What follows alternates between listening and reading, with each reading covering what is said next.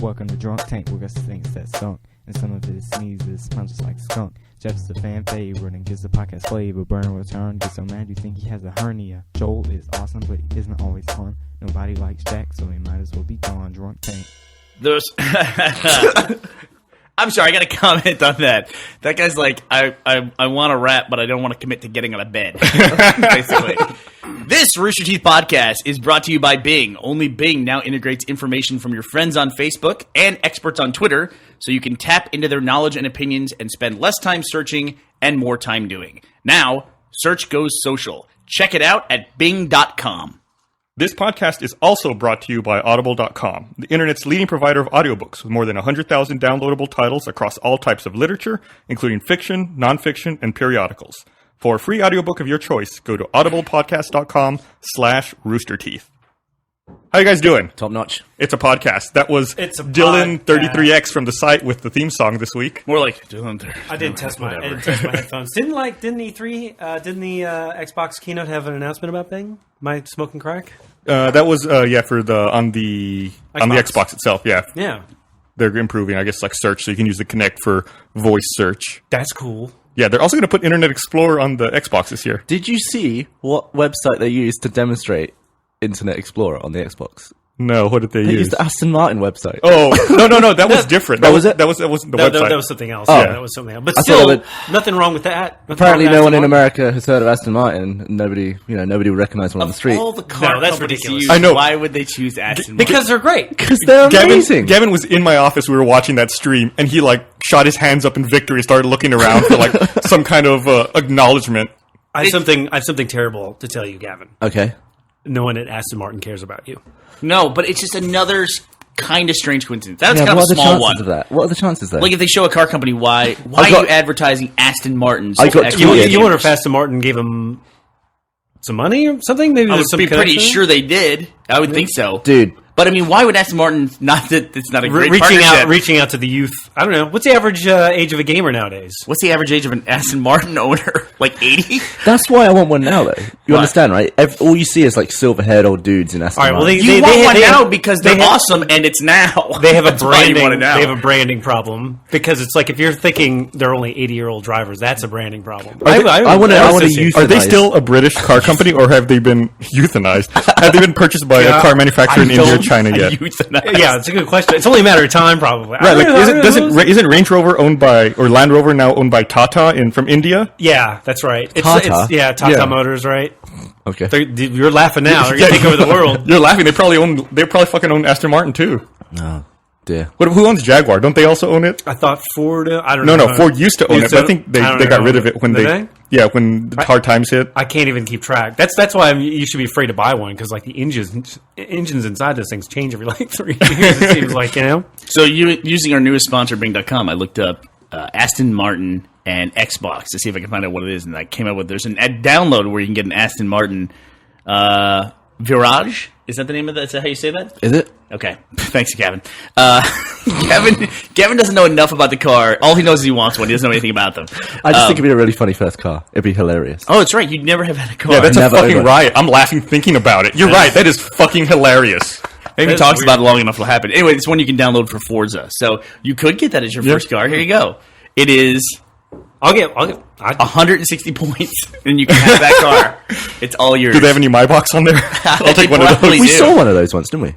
I've seen, it's rare. I feel like I see one a year. I saw one with maybe. you. I didn't know what it was until you told me about it. Since I would love to have gotten a DB9, but where do you get it serviced, and how does that go? You just drive it to England. It's easy, right across the ocean. There's a funny thing, too, because do you guys watch Mad Men at all? Right now in Mad Men, the ad agency is trying to get, no spoilers here, the ad agency is trying to get a campaign with Jaguar, which some people say is Jaguar. Or Jaguar. Jaguar. Jaguar? Is that how you say it? Jaguar. You should hear how he says, I don't want to say it because it'll take away from it, but you should hear the way Gavin says Peugeot. Say Peugeot. Peugeot. See, that's Drive of your life. That's one of your R's. But and the car companies in general are pronounced much differently in the UK, like Nissan and... Well, you say... Nissan? Yeah. I say Nissan, and you also say Hyundai or something. What do you say? What do you say? Hyundai. Why are you adding all the syllables? That's how it's spelled. Isn't it Korean? That's how they Like you're doing pronounce like it. some karate chop move. I know when he says it. When he says it, I expect him to kick one of his shoes at me. You're right. Oh man, I kung shu'd Gavin the other week, right in the fucking throat. I love the fact that you've never kung shu'd me before. I've never kung shu'd anyone. Bernie kung shu's me constantly. He never hits me in the face. You hit me right in the throat. I was like, It made the most disgusting sound. Miles joined in as well. Miles does his first kung show me, hits me right in the forehead. You and I have never hit each other in the face or the head. we're just terrible aims. Everyone else is much better at kung shu than we are. We've been playing it for 5 years. It's like first time beginner's luck. So Gavin and I were talking about coincidences last time, I think, or 2 podcasts ago, when we're convinced that we're dead and living in some kind It's of... a shame. I'm upset that I'm dead, to be honest. I So- think I had a lot going for me. We had yet another one this week. Like, Gavin and I hang out on average about 1 night a week, maybe? Yeah, 1 or 2 nights a week. So it's not like we're together all the time. So some of these little things, like this Aston Martin thing, because we've talked about Aston Martin, it was weird that it showed up on Xbox, but not really a coincidence. I got tweeted 100 times about it, though. I know, I know. But we were in New York for the Men in Black premiere that we went to, and we were just wandering around before we had to go to it. And we were standing on the street corner, and there was a girl who was very clearly a ballet dancer, just by the way she was dressed. The shape Was she of her- walking around on tiptoes? Yeah. She might as well have been for the way she looked. And I said to Gavin, I said, it's one of the things that's cool about New York is like there's everything here. Like Austin has a lot of arts, theater, music, what we do, film. Whatever it is that we do. But that's our category, whatever the hell we do. But there's no dance. Like, I've never in my life met anyone in Austin who's a dancer. And I've been here for 16 years. And I've never met, I've met dancers, but, not like a ballet dancer. Easy. Yeah. And there's an offhand comment that I threw out. Anyway, so we were at the Grackle. What night? Tuesday night? I don't know. I've been there twice this week. I think I might have a problem. But anyway, I was there with Gavin, and we were just sitting there talking, and we were there probably about an hour and a half, just jawing, drinking, all that. And we got to talking about Jen Brown, who plays Carolina in Red vs. Blue. And then I mentioned her friend, Kelly Bland, who makes a show, this online show called Weatherman with Kelly Bland. And she just kind of came up in conversation. And I was talking about her. I said, have you ever met Kelly Bland before? He goes, no, I never have. 2 minutes later, she walks in the front door. Is she from Austin? Yeah, Kelly Bland is from Austin. She walks in the front door of the bar. I'm like, you've got to be fucking kidding me. So we go over and join Kelly Bland and her friend, Jennifer, right? Yeah. Who was with her. And we were just talking with him. We get to know Jennifer. We say, Jennifer, what do you do? She goes, I'm a dancer. And I was like, are you kidding me? She goes, yeah, I'm a choreographer. And I was like, I just told Gavin last time we were together that there's no choreographers and dancers in Austin at all. She goes, yeah, I just moved here from New York. It's like, are you fucking kidding me? How is this possible? How is that possible? We mentioned Kelly Bland's name. She shows up, and she shows up with a dancer from New York. Do you think that Kelly Bland was somewhere in the area, and then you brought her up, and she was like subconsciously, like you sent out that brainwave, she's like, Yeah. I must go to Well, Crackle. I must have given off a really weird first impression as well, because you were like amazed. You introduced me, and you were like, Gavin, this is Kelly. And I was like, instead of going, nice to meet you, I was like, what? What? Seriously? The secret plot to drive you crazy is slowly underway. And the only reason I know this is because I used to walk by it all the time, but there's actually a ballet school in downtown Austin over by the 360 condo.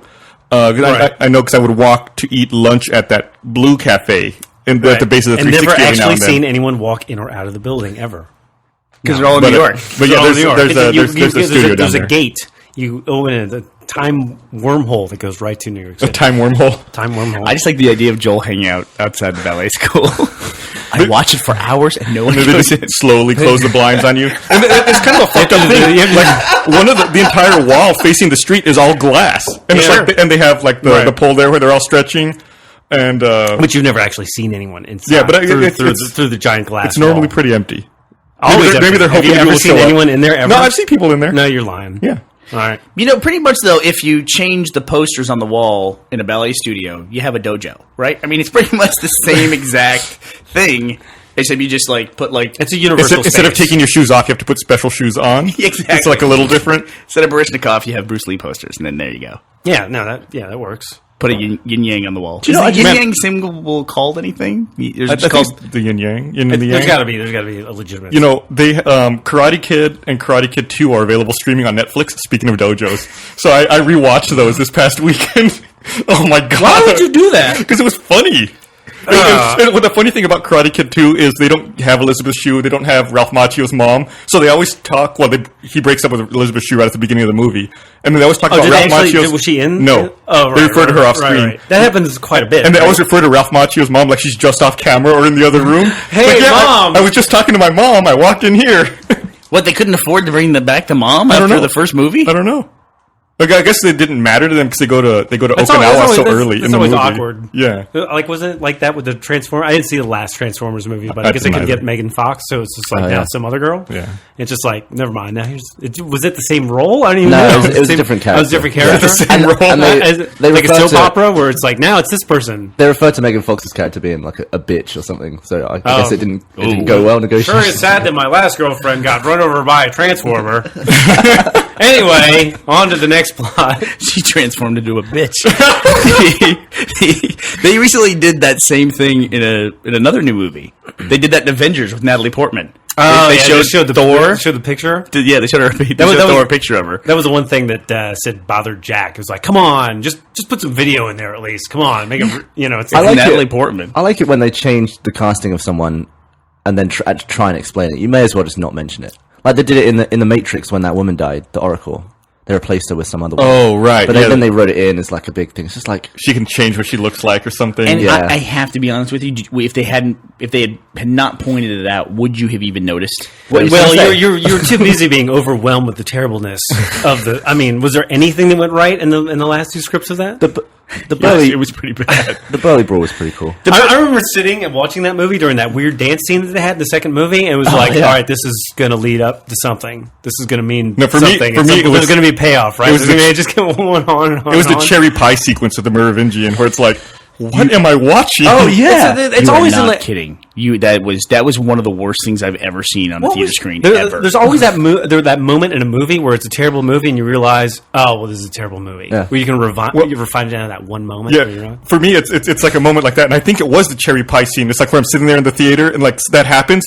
Then my first instinct is I look at my watch. It's like, how much of this movie's left? have you ever walked out of a movie? I have. I'm sure I have. I can't think of a movie I'd walked out of before. Have you?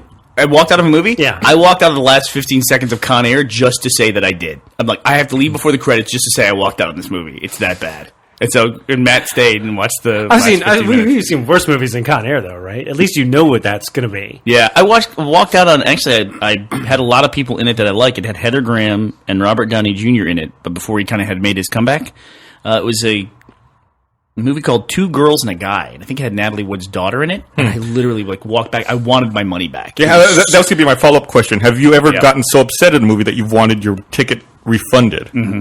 I've never gotten to that. I don't know point. that does that ever work. They don't though? do it. They just give you a rain check. Meet the They don't- Spartans. Do you Well, know- like they give you like a pass for another movie. They just gave me like these red tickets to come back to that movie theater later. I said, you don't understand. I don't want my money going to this movie. How does that work? Do the movie theaters? I'm not sure what that relationship is like. I guess they Well, they're just not buy the responsible movie for from the the content, are they? studios, or I really don't know. You know what I'm saying? I've By heard. the- Go ahead. No other movie will ever start with two girls ever again. By the way, Oh, because of the infamous Two Girls One Cup video. infamous. Do we have a? Two Girls and a Guy came out in '98 and it made $2 million. $2 million. And I'm about $20 to that. I was on a date. Damn it! Wow, Yeah, that sucked. $2 million. That's wow. That's pretty brutal. low. How much do you think Karate Kid made in its theatrical run? That's a. I'm great- gonna guess. It's a good question. right? I'm gonna great guess question. $70 million. I'm really proud of myself. That movie's 2 hours and 20 minutes. Yeah, that movie's long. That's the other thing I discovered when watching it. That movie's fucking long. Wow. And there's no. We've talked about like you've seen a movie as a kid, you like the movie, you go back, you see the movie, it's terrible, right? Now if there's a movie that you saw as a kid that was mediocre, Oh. that's going to be Nope. like a car wreck. I had to apologize. I looked up the new Karate Kid. Hold on one second. Look at the original Karate Kid. Yeah, like Daniel doesn't realize he learns karate until there's like only 30 minutes in the movie left. And it's like, wow. There's like whole sequences like, Oh I my totally forgot God. about this. I know kung fu.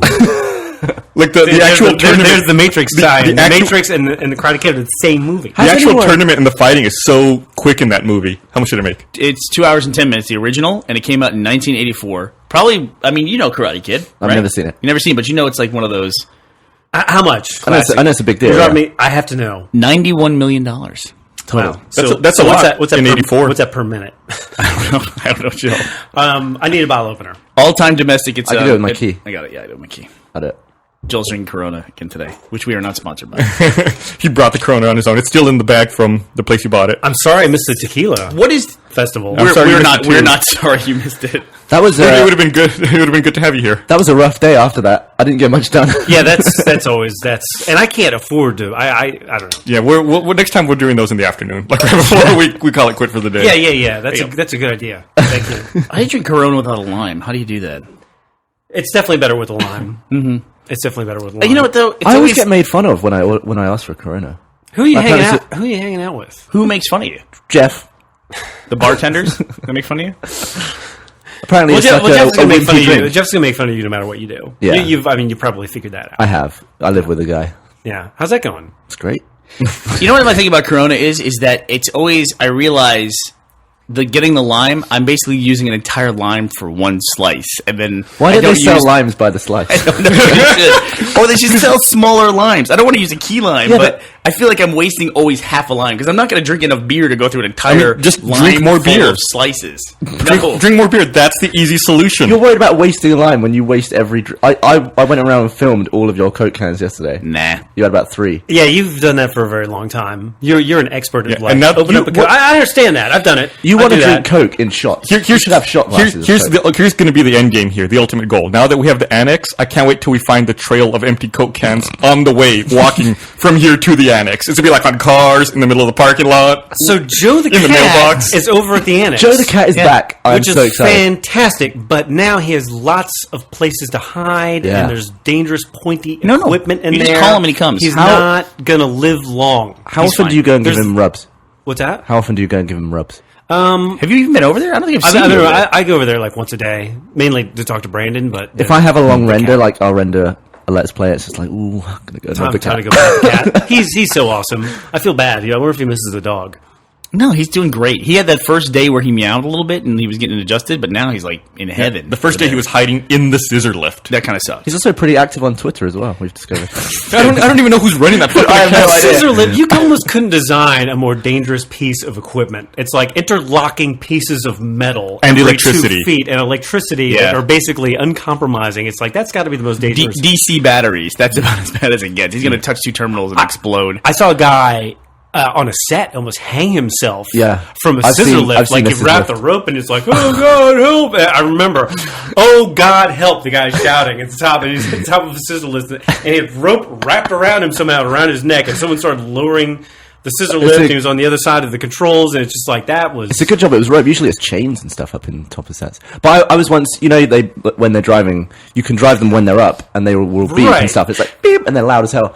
I was on set once, and I just heard like beep, beep, and I was get out the way. And All of a the- sudden, and I the heard a thing- tremendous like clatter of pipes and chains, and Yeah. then the beeping stopped. Yeah. and there was no one up there. I was like, where did the guy go? He knocked himself out on one of the bars and just collapsed. Oh Right. my God. See, that's the thing. The Nobody- beeping, people like get attuned to hearing the beeping Yeah. and just tune it out. Yeah, like right. after a while, Anything- it just doesn't matter. It should everything that's like that should have a different beep every time it beeps. It should be a modulating Or, beep sequence. Just like a different Modulating beep sequence. Look at you. Okay, thanks, Einstein. We were going to the airport. Gus, you could probably answer this question or give us a good estimate. How many times a day do you think that cart hits people? That runs? my God. They We drive, were talking about that, yeah, right? They drive that cart through crowds and they just go, excuse the cart, excuse Cart. the cart. They don't give a shit. I Car. mean, it never has the differential of speed of a vehicle versus the traffic around it been higher. That thing also has a beep, which I tune out all the time. Like, and then when I hear them like, "Excuse me, car," like, "Oh yeah, there's a beeping noise behind me, isn't there?" I'm not sure that I get the whole cart thing. It's just sort of like injured people, whatever. I saw the other day. I don't think you should be allowed to fly. The last time, I think we should just. If you can't walk onto the plane, you're saying? yeah. the last time I was, I had a layover in Houston, which was the last time I flew. I saw someone get denied entrance onto the cart. Really? What happened? How do you get denied entrance on Like the someone was cart? like, "Oh, I need to go to gate whatever. Can you give me a ride?" And the person in the cart was like, are you disabled? He's like, no, I just want to get over there. He's like, nope, sorry, sir, can't give you a ride, and just drove off. Wow. There was no one else on the cart. This person had nothing going on, denied this guy entrance onto the cart, and just drove off. That's awful. All right, I feel like I should reveal why I don't drink. Like, I don't drink all my Coke. My Coke Zero is what I drink. And why I don't. Why are your eyes watering? Oh, but you're remembering the story, kind of. Terrible. You'll understand when I tell the whole story. Your problem predates Coke Zero, by the way, but okay. Well, whatever. So, the reason was when I set something down, I can no longer identify it as my can or my cup. It's written off in my mind. And also, the other thing is, too, when people bring in goddamn cupcakes, that sounds so ungrateful. But when people bring cake or cupcakes or whatever, I want to try it, and I will take a cupcake, and I will take a bite of the cupcake, and then I will throw it away. Well, this is the thing about cupcakes.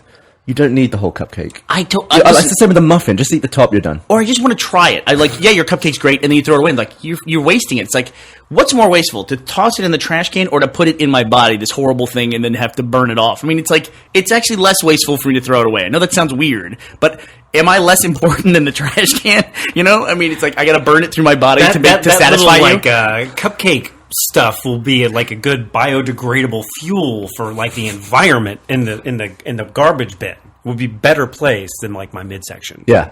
Right. Like, it's my purpose in my body is to convert your stuff into... Like, if it provides 0.007 energy to some plant that hasn't been born yet, that's better. Yeah. So when I was in college one time, we were at South Padre Island, and we had some kegs out at the beach. And Where's that? We were drinking. It's a beach. It's like a Corpus. It's a spring break destination in Texas. So a lot of people from all over the country come down because college students all have the same week off, and they just head for the coast. And we're one of the closest coasts for a lot of people in the middle of the country. And Corpus Christi, by the way, if you can picture like a medical waste needle in the sand, that's Corpus Christi. A medical waste The needle. Gulf Coast of Texas is not the most attractive. If you can just picture like It's pretty a far on used the least attractive list. medical needle pointing up out of the sand. That's Most people would think of it as like a lake, yeah. With either oil, tar washing up on sand, or medical needles, like Joel's talking about. So you were in South Padre Island. And so I'm with my buddies and we're drinking, and I'm drinking my cup of beer, and you get pretty drunk, and then I go back to my cup of beer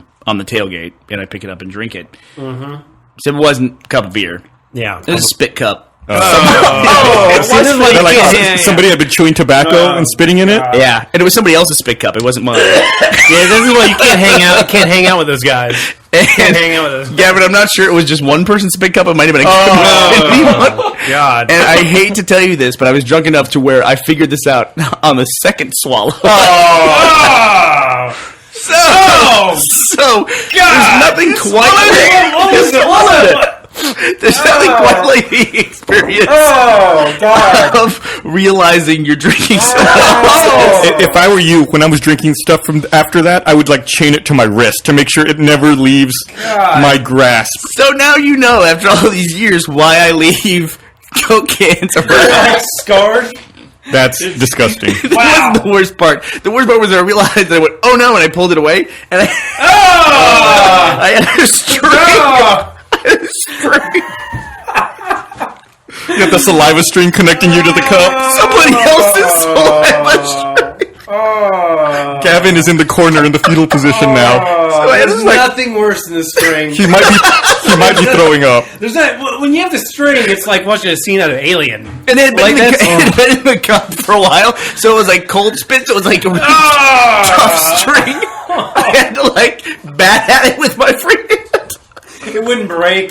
Yeah, I'm like hitting it away, trying to get rid of it. That is disgusting. God damn. My nose and eyes are running from trying to hold. Oh. You just asked me why are my eyes watering a minute ago, so I was thinking of this story of just like the horror of. I think even I'm queasy What now. color was it? God, that is terrible. Oh! That's awful. That's See, I awful. just wouldn't hang out with people who do chew anymore.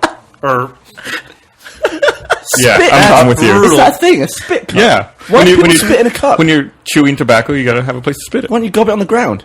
Well, you could, but then you're like surrounded by. Eyes. it's better to have it in a centralized Yeah, when you're on the location. That beach, way your everyone's friend walking- can drink out of it. You're on the beach, everyone's walking around in bare feet, you have people stepping in your Oh my spit. god! You think someone will see it in a cup and know not to drink it. Not Bernie Burns. He's gonna let that stop him. That's brutal. See, now I'm more. Two sip Bernie Burns. Now I'm more careful. That's That's brutal. That is terrible. It was awful. That's probably the worst thing that's ever happened So to it's you. like Probably. It was pretty traumatizing. That's like the equivalent of like French kissing all your dude friends. Oh my butt. Yeah. Yeah, I really It's like drinking someone's tongue. I really- Disgusting. Gross. It's like it's not just as bad as drinking their spit. You're drinking something that was in their mouth that they didn't want to swallow. Like they don't want that in their body. and then has ruminated. Yeah, and as it sat there mixed with other people's, All right, and you're like, okay, that's good enough for me. I mean, this is going We to have to cure me move of on. drinking anything. that string. It haunts my dreams. Oh, string. Well, luckily the beer you're drinking's in a clear bottle, Joel, so you can be sure that there's nothing else in there. That's awful. The string is the worst. That's the worst thing that could happen to you. Good You ever God. anything like that happen to you, Gav? No, I'm just focusing on trying not to throw up. Oh, What's okay. the I'll be grossest right thing with that's you. ever happened to you? I was on. It was a bad morning. I was on the set of Sherlock Holmes, and the toilets on set. You know, there's trucks with Honey wagons. Yeah, I guess They're that's big fair. trucks and that early, have toilets. and like so we're talking like 6 a.m. It's freezing cold. We did it in winter, and it's muddy. And I just slipped in mud, and like I slipped down onto my knee, and I had like mud all on my legs and stuff. So I went to the toilet and like cleaned myself off. And then I was in there, so I was like, I'll have a quick toozy. So I sat down. Stories of your made And then when you're in the middle of it, they like call you on the radio, No, right? no. So and Gotta pinch it It's a off. truck, so it rocks. So as you get in, it's like, whoop, and all the toilets have like water and stuff in them. So I was there, I'd done my toozy, and I hear the door open of the truck, and a guy comes in and slips and falls down onto the steps. The whole truck rocks over. Oh, and God. all of the liquid like sloshed up into my undercarriage, and I was like, oh my god. Into my undercarriage. Wow, that's God. And I was like, "Oh God!" And it was freezing cold, and it was like, like gloopy poo. And I was just like, it's one of those. Stop talking about it. yeah, that's not It's good. one of those messes where like it's 6 a.m. and I was just like, I had like a little piece of toilet paper. I was like, where do I start? You know, I'm just like, I want to give up. I'm tired. I'm covered in mud and poo. I just wanted to die. It's like where you saw off your bottom half and just moved to where nobody knows you. Something about, your something about just being sat down and tired, and the whole thing was just like, boom. You should have just like tried to light yourself on fire or something. Probably would have been a good cleansing. So there I am, like strolling back to the set, like half an hour later, just like, Be cool. there's Robert Downey Jr. and Jude Law. They had a more glamorous morning, I bet. You don't know. You don't know that. Well, they Life of probably had the actor stuff. same morning, except for covered in cocaine. So They probably had the same morning. They just paid for it. and they felt better about it, probably. Oh my god. You guys are killing me here. That's probably the most disgusting thing that's happened. That's That's pretty not, bad. that's not too bad. No, it's pretty bad. Is Robert Downey Jr. He's married, isn't he? Is he married? He's dating a producer, I think, because they were making He out. can't. He weren't they? can't be married. No, There's- don't say that kind you of know, stuff. you know he's not married because every time you see What, a is it picture of public? him, he's smiling. What, you gonna look him up? Oh, he's just too rich and too good looking. It seems like. Like what's his face? The guy who Ocean's 11. What's his face? That guy's George never, Clooney? George Clooney. He's never gonna get married. He's right? Just never dating gonna- the chick that was. I guess she was a wrestling person. I didn't know her, but then she was like on that first season of the Dancing Show, whatever that's called, Dancing with the Stars. God, it's amazing how people are known now for being on the dancing show. Dude, I tell you, I get really fucking scared. I was in the grocery line. I guess it shouldn't scare me, but I see like the cover of Us Weekly, the gossip mag, and it was a picture of a woman. Didn't recognize her, and the whole like caption on the side was, you know, Natasha's worried that Tom left her, and what's going to happen with Mindy. We have details inside. It's like, I don't know who the fuck any of those people are. I have no clue. I don't know why she was on the cover of a magazine or who, you know, what this drama was going on in her life. I assume it was some one of those housewife shows. I'd say that was the age we're living in, but I feel like for the past 20 years, every time I've gone to the checkout line, I've not recognized anyone. Yeah, every now and then I'll be like, oh, look, that's Oprah. I know her. Yeah, well, right, yeah. That's George Clooney's girlfriend. Does he know that there's a scantily clad picture of her on the internet? He's going to be pissed. That might and that. It's What gonna about be Robert that. Downey Jr.? Is he married? You got me curious now. I got to find out. Let me find out. Well, there's no way. I just wanna- Place your bets. I want to know if I have a shot. He's No, I pretty think he's dreamy. married to the producer. I was on the set. Joel I was on Silver. the set of the practice the day he got fired. because he showed up late again. Who got fired? Robert Downey Jr. It is Robert Downey Jr.'s wife, Susan. Oh, he is married. Susan Downey Jr.? How long? Do you get the middle name too? Do you get the junior? Does that carry over? When you have that much money, that's how it works. Is there, How can we long are have they junior married? on a female? What's that? I guess. Junior. I've never heard it. Can Robert I, Downey Jr. is 5'8". That's probably a lie. How long has he been married? I think she works for Joel Silver. Well, he's been married to Susan Downey since 2005 to present. 7 years. That's a good run. It's not bad. He was married to Deborah Falconer. That's a great last name, Falconer. From Falconer to Downey Jr. From 1992 to 2004. American actress and musician. That's who Deborah Falconer is. Don't know. Anyway, Did you ever want to be called something else when you were a kid? Did you ever want to be called like a really cool name that wasn't your name? I want to be called. Well, he Gavino. was called Bernie. You know what's Bernie's funny not his is name. that I talked about you to someone else in the company, and they're like, "Ah, blah, blah, blah." I was like, "Well, Gavino," and they're like, "Who's that?" I guess I'm like, "Gavino, the English guy," and they're like, "I don't know." I'm like, "Really? You don't know who Gavino is?" Like, "Oh, Gavin."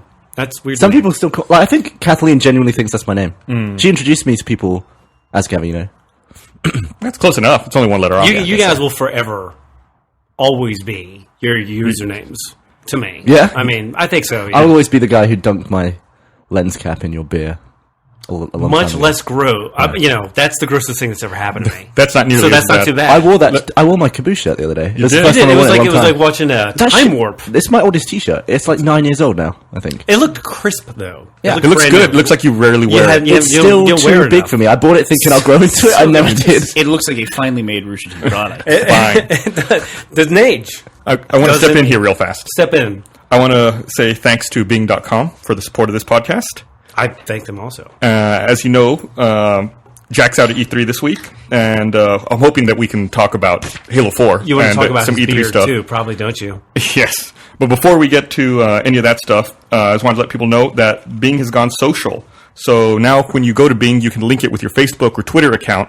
And when you enter search terms, it searches your Facebook friends or your Twitter friends to see if those people know any of the thing about anything you're looking Okay, for. I could actually. So you have can some fun- aggregate fun with information that. from your friends. So it'll search through your Facebook friends who recently liked, shared, or search content related to whatever you're looking for. I'm going to look Bernie and then Spit Cup.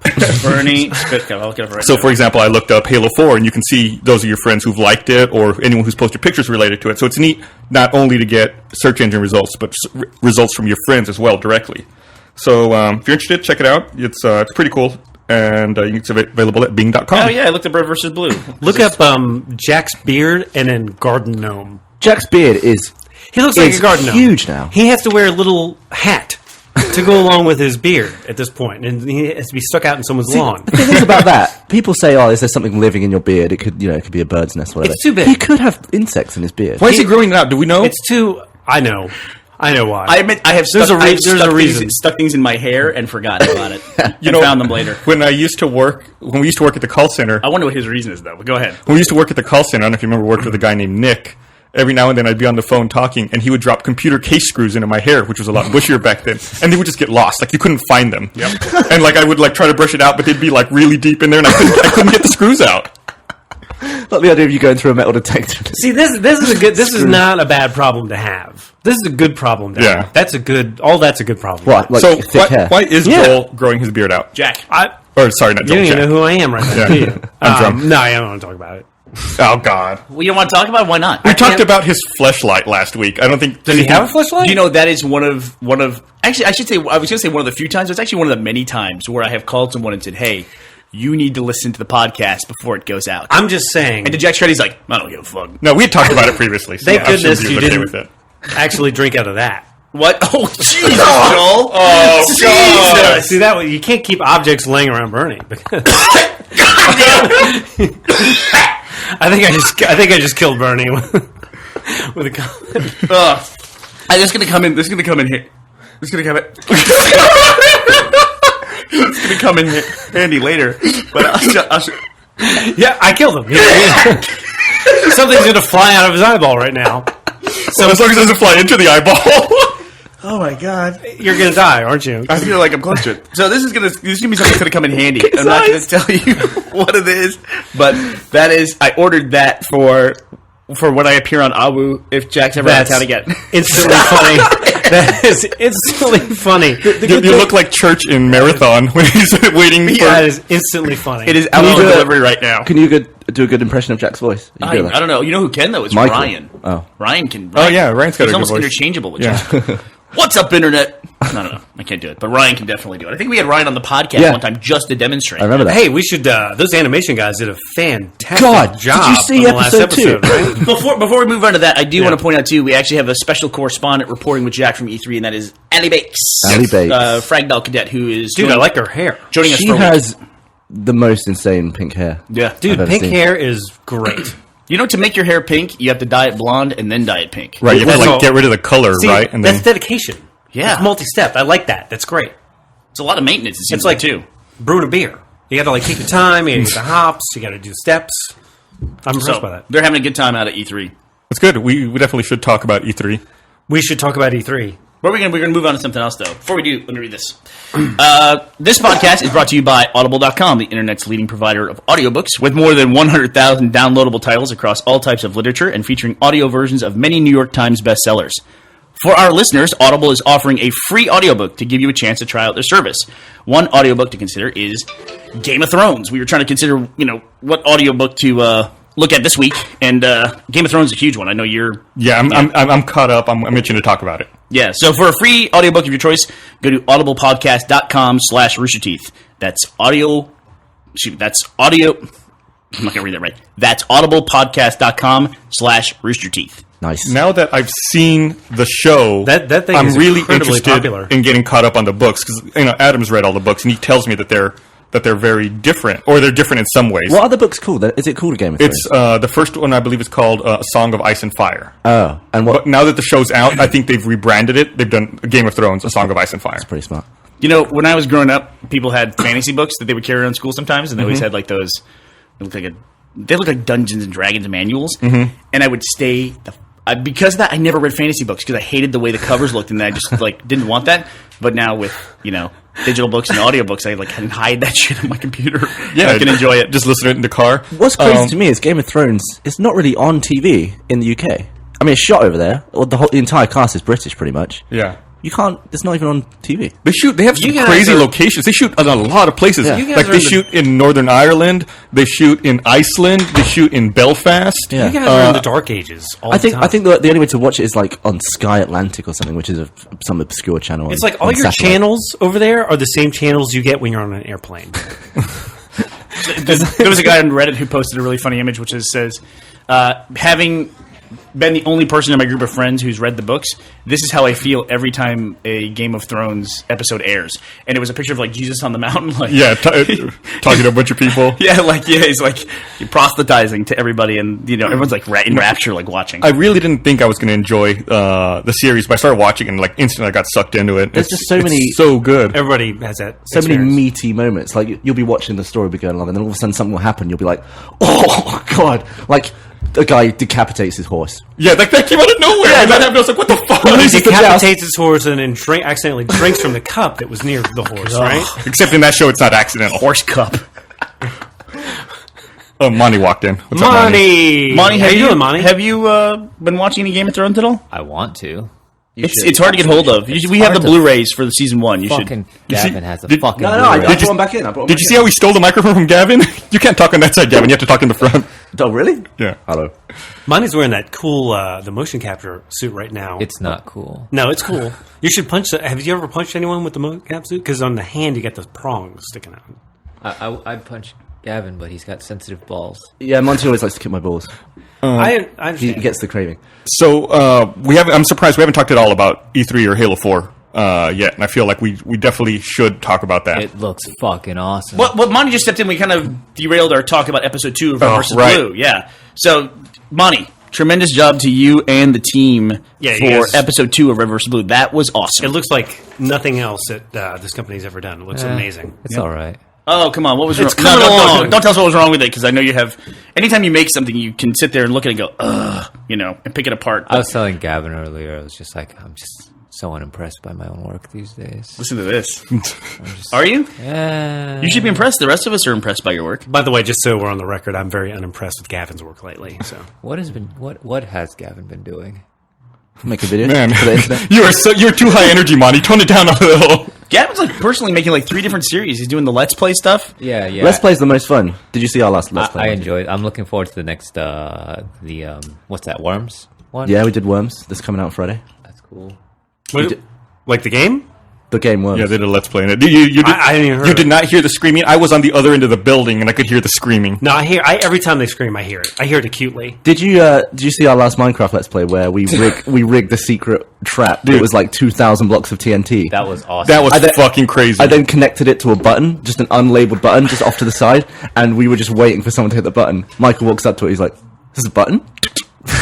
The world explodes. His reaction, you couldn't have asked for a better reaction. It was absolutely. I like how great. Jeff follows up with, "Oh, did someone push the button?" It was like, what? So let me ask you this: Did you guys have to make all those blocks of TNT? Jeff and I, over Memorial Weekend, we spent probably 15 hours making that set. Did you have to literally craft all the No, blocks? you can duplicate, Oh, okay. but it took a long time to build. Is Did you duplicate get- part of the game? No, it's a bug. You build a dispenser, There and is then a you bug. like grab something, There as you is put it a in, and it spits there is out. a potential bug in Minecraft which I don't know that we should talk about because it's a great bug and I don't want it to go away. Oh yeah, And it doesn't hurt anyone I want because you to tell when me you after. play Minecraft, you're not playing against anyone, really, right? Seems like Minecraft's the kind of game where if it's a great bug, they'll keep it and maybe even. No. I don't know that they will keep Develop it. it I think they'll get rid of it. If they're going to put Minecraft Xbox on the same update path that Minecraft PC/Mac was, there's a whole creation mode in the PC game where yeah. you just get everything. from the Yeah. beginning. And it's and I have to say that you guys are kind of catching on to Minecraft now. And there was a day that you were playing with some of your friends, and I was asking Jack while I was watching him play here at night because he'll stay here sometimes at night and play. And I was working on something, and he's playing Minecraft. He goes, "Yeah, I'm playing on Joel's server."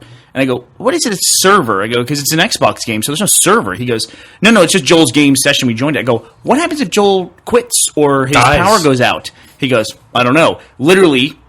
Half an hour later, Jack comes in my office. He goes, "Joel fell asleep and his Xbox turned off, so we lost 18 hours of work." I was like, you gotta be kidding me! Yeah. You've gotta be kidding Yeah, me! that's the one thing about it. My wife almost killed me recently. We were playing a game together, and I did something stupid, and like we still only had one diamond pickaxe, and I had lost it, and I couldn't get back to it in time, so I restarted the Xbox. So she lost like 30 minutes of work, and I thought she was gonna fucking murder me.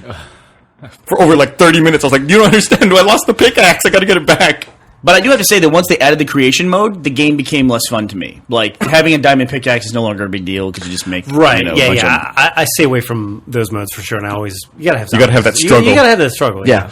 I was showing Gav my game the other day. This is like the Matrix speech, where it's like we discovered that if you're having a good time, it doesn't work. We have to fuck you constantly. There's perfect. There's an island in my world that's made entirely out of obsidian, which is really Yeah, and it's on the that's surface. awesome. It's kind of weird. It's like it's That's just out in the water floating. awesome. like, yeah, I was just sailing one day, and I was like, "Oh, look at that!" And it's just like obsidian. You dig down, it's like several blocks deep. Money, is there any chance that the graphical interface of Red vs. Blue is going to go back to 8-bit? Back to 8-bit. It was never that low as 8-bit. No. Except for the Best episode ever. marathon. All of a sudden, your day would be like 15 minutes long. You'd be just in and out. Gus's episode was analog. That would be nice. Yeah, totally analog. Popsicle sticks and cutouts. Cardboard. When are we going to see the sequel to that? Hopefully, never. I agree. That was a very well received episode. People loved it. Yeah, you had to put something out. It was early in the series. It was earnest and genuine. But so, how does Minecraft work? So, on the Xbox, when you start a game and you make it open to everybody else and they can play, Okay, when you that's- quit, then you can save the world? Yes. I see. You're totally dependent upon One person. Yep. Yeah. And so it's like that's the one thing they need to. If they could share maps, that would be a huge benefit. They have to be able to share maps. Or if one person drops out, like host migrates, or something like that. Something like that. Yeah, where you can have a universal map. Also, I wish the maps were bigger. I like everything about gaming, except for one thing. There's one aspect of gaming that will fucking make me want to put a bullet in my skull, and that is modding stuff. where you have to go in and like download the files, get the mod, unpack it, take the files, put them in the right directories. There is so much of that in Minecraft where there's one thing like you guys did. You guys made all those TNT blocks. There's a mod in Minecraft PC where you can make a nuke and it blows a fucking crater that is like I haven't seen miles wide. It's amazing. I wanna see it. I wanted to get you guys to do that for a Let's Play, just like the nuke, but then you guys were already working on this thing. Well, I mean, that's the thing. Like the PC version, Xbox version are different, right? Yeah. Where it's like in the PC version, it's also like infinite world, which is awesome. Yeah, the worlds are actually a lot smaller. They're a lot smaller, yeah, and it's that's you know. I showed Gav my subway that's in progress. Yeah, I on our went world. over to Gus's, which is a rare occurrence, I guess. You're gonna have to It see was- You're gonna have to see my map. Don't interrupt us. Quit interrupting us. See my map. This is more important. I'm turning you off. This is my, no, that's okay because I'm not interested in talking. I'm just trying to make a point. I'm trying to poke- He's poking me, by the way, as he's saying this. It's pretty funny. Yes. I went over to Gus's and he cooked some Korean style steak, I guess. Hell yeah. And we had some Korean booze. You mean you went to his actual place? Korean barbecue. It exists. I went there. See, I thought you were talking about Minecraft. We had an awesome night. We had a night of viewing awesome stuff. Yeah.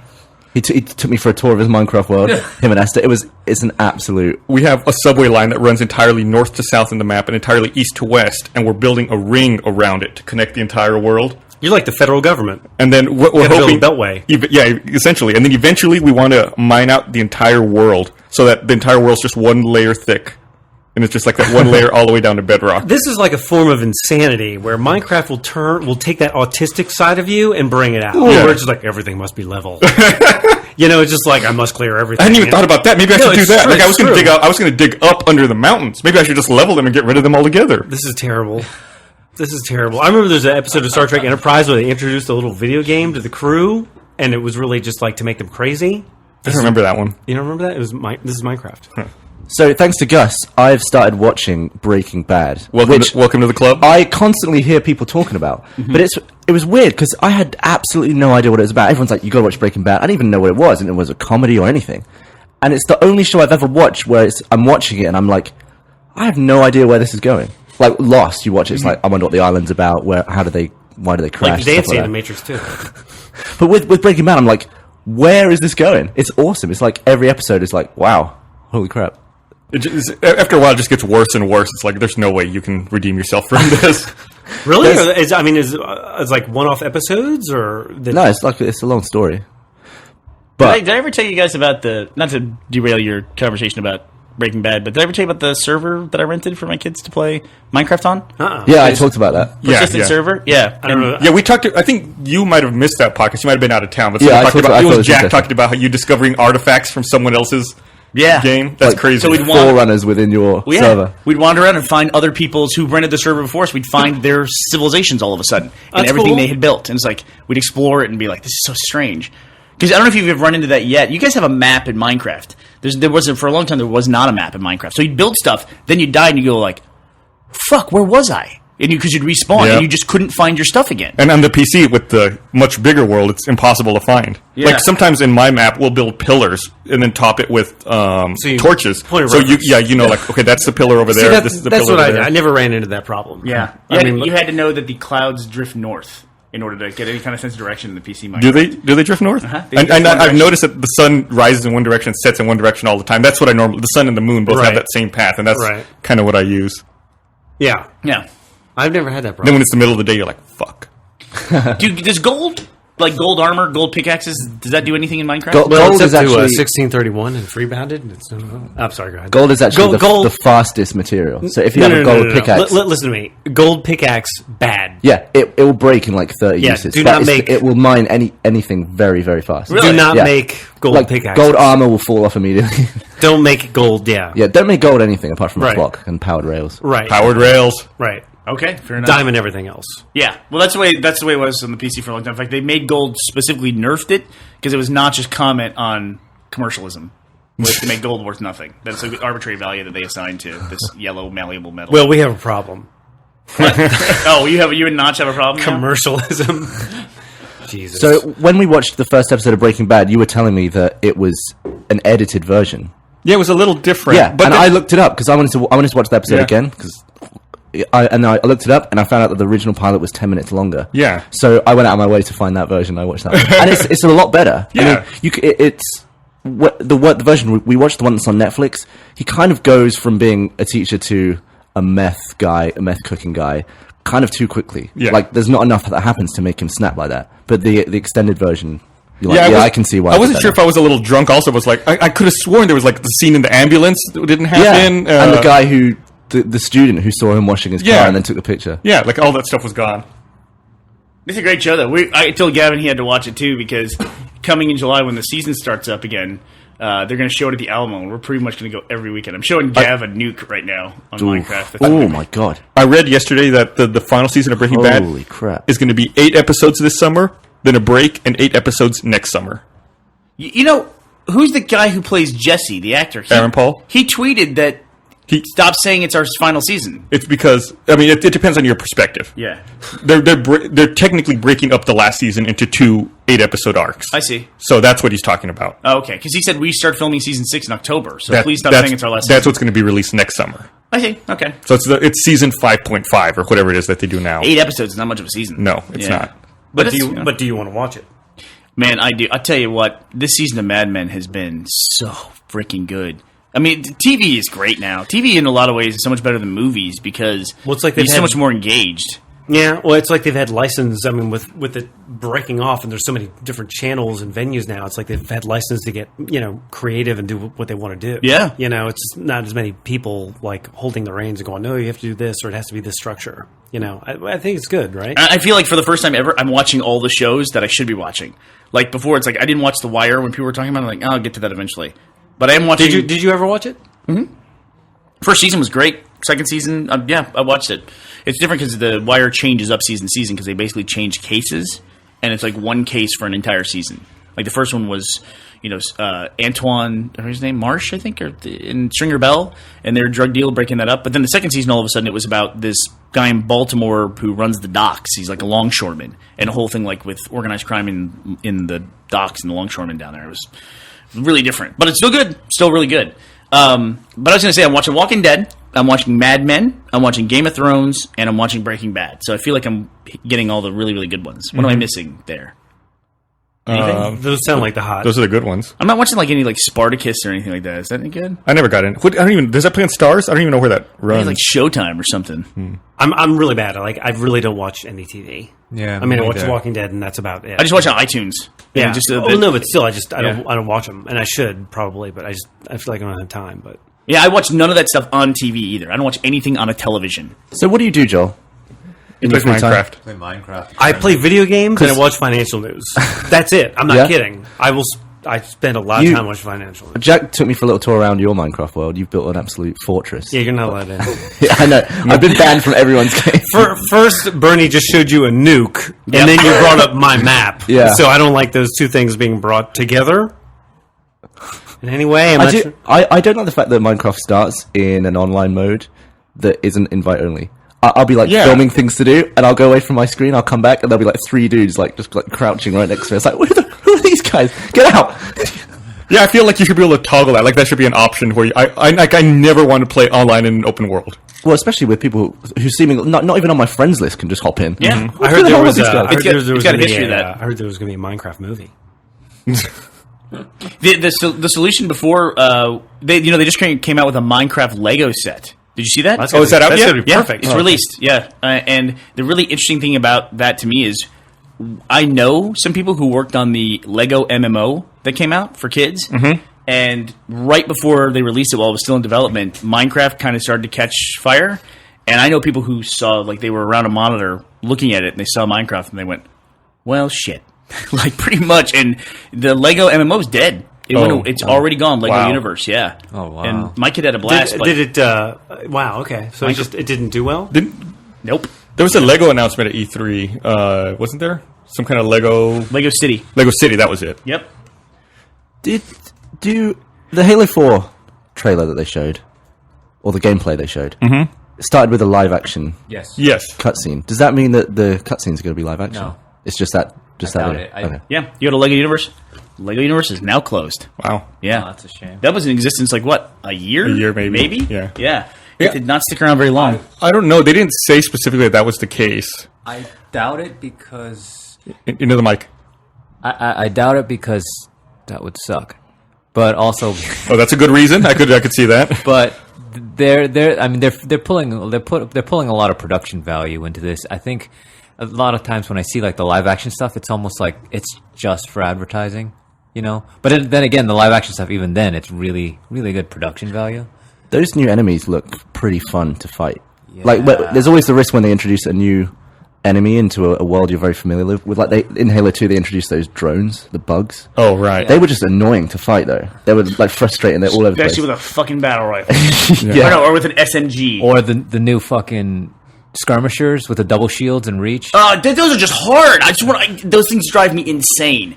And also Jackals. Yeah, got worse. I don't know what they did to Jackals between 3 and Reach, but they became the most nightmarish enemy to fight. Just plasma pistol right in the face. Who's going to carry on a plasma pistol? Give me a Use the break. plasma pistol. I agree with Monty. I want to know is Hard to carry around a plasma. in this new Halo 4 trailer, you've got this new Forerunner weapon that looks and functions just like the DMR.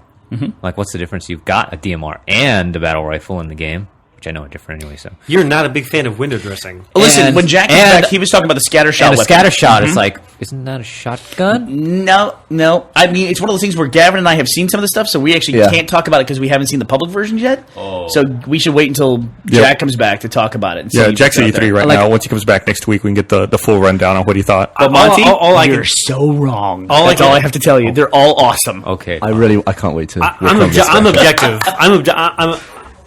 I haven't seen any inside baseball or anything, so I'm pretty clear on it. All I've seen is the trailer. Right. Fantastic. It looks I thought it awesome. was I was really blown away with how gorgeous it looked on that. It looked watching on the great. screen. Yeah. That first level in Halo 3, when you're going through the jungle and you encounter the brutes, the gameplay that they showed reminded me of that when he's chasing down the crashed Infinity. Yes. And then they had that cool thing, that in-game event where he attacks the group of grunt and then the elite charges him with a sword. And then it's like a really bad song. Oh shit, here comes the elite with a sword. And then he gets zapped and disintegrated by somebing. You're like, okay, now what the fuck was that? That's a great And animation. you were not It's a great expecting destruction that. animation. Like, at no point has that ever happened in a Halo game, like disintegration. Or it's just like an elite is just like, this is Yeah, a badass just- thing. And something just like, fuck it. So those things, she said that they are AI. They are not organic. They're like a AI construct. But why do you have a skull? They looked. And they're using They look great. Forerunner But weapons. that's good. You know, it's like, yeah, exactly. What's going on with that? Yeah, it had like a human skull behind that mask. It was Well, human shaped, yeah. yeah. So they are not the Forerunners, right? The Forerunners were actually organic beings. Right? You should read some of the books, man. I've got to read the books. I really want to. And also, that gun, when we went over to do the Halo 4 work, when we got to see it early, I was obviously just trying to see all the new weapons. I was dropping that gun and picking it up over and over again just because of the way it assembles. That's so cool. It's like magnetic. The way all or the something. It's pieces like, come together. Yeah. I would just drop the weapon and pick it up over and over again and keep watching that. It's so cool. That's like a trend these days. The very finite Transformer type animations. Do you notice? Transformers has just ruined trailers. Every trailer now has like all- Wasn't that Inception that did the barns and the? Is that how it was? No? That's the noise I made when I was getting rid of the string. I'm very excited for Halo 4. I don't think I could have asked for a better thing for them to show. Can I say that this year seemed like it had an outrageous amount of new titles coming out? Like, everything that was coming out this year, it was just like, how am I going to play everything that's coming out this fall and winter? And it seems like the only thing at E3 I hear about is Halo 4. Am I just... Is it because I'm biased? Like we watched the. No, there were some other big things. Where's the Borderlands 2 information? Well, I think they're shipping so soon. Yeah? That Okay. I mean, they didn't have a lot of stage presence. They're showing stuff that's further down the pipe. I was expecting a GTA 5 something. I guess they. Yeah, Oh yeah, Nothing. I didn't know that was in the pipe. Yeah, they've announced it. There was that trailer. Which press conferences have happened? All of them. Microsoft, Sony, Ubisoft, EA, and Nintendo. Okay. I mean, definitely that Halo. I mean, watching the Microsoft keynote, like that Halo 4. I mean, that to me hit the hardest. Yeah, it was a great start. Yeah. The only thing I was kind of disappointed at was that Splinter Cell. You were disappointed? I thought it looked awesome. I thought it looked. I really love the Splinter Cell. It's one of my favorite series, but that didn't excite me very much at all. It seemed like we were talking about that. It seemed like it was maybe the Assassin's Creed engine. I mean, they're very similar. Sneak around, Yeah. kill people. I can tell you something I was disappointed by. Where's Bungie? Oh, they said they weren't officially going to be at E3 Right. this year. So it's like, what's the cycle? Isn't it usually the cycle you get the announcement of the game, and you would hear about it. Like, remember when they did Reach? Granted, they were back in the Microsoft, marketing engine back then, but they did the video when they were putting out ODST, they put out that planet video of Reach where they're going around the planet and it's on fire, and it's like, we have Spartans on the ground. And it just said Halo Reach, and it's like, announced the game. Then the following E3, we got information about the game, and then we got the game. Maybe they're still too early in the development cycle. Maybe You think so? Really? I don't know. And also, that was the time, too, when they had... What was the debacle with the ODST? What was called Recon? What do you call it? Recon. And then they pulled the trailer from the E3 demo, right? Wasn't that something like that happened? Yeah. I don't remember. It was slated to Yeah, appear... something was cancelled last minute. I Yeah. remember everyone at Bungie being like, sorry, like upset about it. Yeah, they had the big countdown timer on the website. Yeah, and then it was just And counting down, they were like, Right, yeah, the we're last not minute. having this, I guess, yeah. Oh, yeah, I forgot about Because that. Nintendo and Sony didn't have good press conferences, and Microsoft went last, like, we don't need all this other stuff. Like, let's save this for later time. I think Sony announced the Move that year. God. And, Nintendo announced, I don't know, who knows. Wii Music. I think that was that same year. Yeah. I think the game I was most underwhelmed by was probably the Tomb Raider one. how do you feel about that? Sorry, Monty's moving my mic. How do you feel about the smart glass stuff? It's interesting. I'm really curious to see how well it works with multiple platforms. I almost ended up working on that Tomb Raider game. It was actually either Rooster Teeth or Crystal Dynamics after my last job. I think I made the right choice. He's Monty. So, fuck you. I will be honest, though, it is hard, and this is weird, too. I might be like this with Saints Row and Grand Theft Auto. It is hard to make that transition where you like the inspired by game more than the original, and I'm definitely like that with Uncharted and Tomb Raider. I think Yeah? that Uncharted is very inspired by Tomb Raider, and Uncharted is fucking awesome. Did you see the Last of Us demo that they gave? I did not, and I have seen a little bit of Watch Dogs, the one that everybody's yakking about. That's funny you say that Uncharted seems inspired by Tomb Raider, because when I visit their office and they kind of give you the lowdown on what their game's about versus, and Uncharted is very present at the time. I think it was 3 years ago. You're talking about the Tomb Raider people gave you... Tomb Raider Okay. people. I'm talking to Tomb Raider people, and they're like, we're not Uncharted. Well, I feel like Uncharted definitely draws from it, as well as like a mix of Tomb Raider and like Indiana Jones. They call it Dude Raider. Dude Raider. But That sounds horrible. Oh God. It sounds like something else. I mean, just so we're clear. Something that happens to funny, you I on the look- beach in South Pod. I look at the new Tomb Raider, and it's like now it seems kind of inspired by Uncharted, doesn't it? What's that? It doesn't. It seems kind of Uncharted inspired, the new Tomb Raider, because you think about Tomb Raider, originally wasn't like an aim and shoot game, It was auto aim and acrobatics. Yeah. Now it's And tigers. not in tigers. Now it's third person shooter. You duck and cover, fire over a reticle. Yeah, it's true. Everyone has a game that I'm envious of that they have 1,000 points in. And a lot of moaning, apparently. Lara Croft, she moans a lot. Really? Well, look at the trailer. She's like gasping and moaning every She was hurt. She's getting the shit kicked out of her. That's what happens when you're ragdolling for 3 minutes. A lot of moaning. But there's nothing wrong with her moaning. I'd say who looks awesome is Cortana looks awesome. in Halo Cortana 4, looks and it looks like bloody there's a awesome. cool fucking storyline there. Yeah. Especially if it's like they're starting a new trilogy, which is what I keep hearing. And if they're so heavy on the Cortana stuff at the beginning of it, it's going to be fucking awesome. There's a lot of stuff I like about the Halo universe, and like the rampancy of an AI is kind of interesting. They kind And, of tease that in the trailer. Cortana mentions that she's been in service for 8 years, and AIs are decommissioned after 7. And all the mendicant bias stuff that I've read about just sounds awesome. Cortana is by far my favorite character in the Halo universe, but bar none. I love Cortana. I think she's an awesome, very deep it's an character. interesting character, yeah. Yeah, And what you can do with it and where that can go. totally.